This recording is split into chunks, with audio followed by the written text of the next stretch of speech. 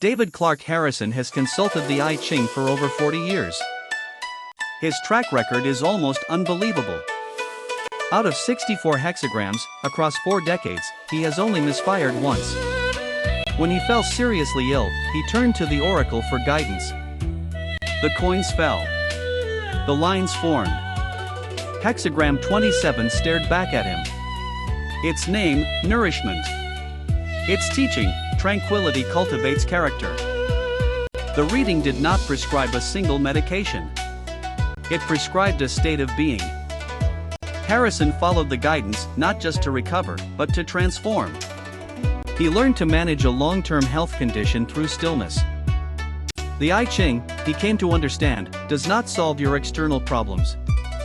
It builds your internal character to meet them. 40 years of tossing coins. 40 years of listening. 1 misfire. Not because the oracle failed, because he misread it. The I Ching addresses situations from the standpoint of character. Getting it right. Doing it right. Beginning with seeking guidance. This is the deepest secret of the oldest book in the world. It is not a fortune teller. It is a character builder.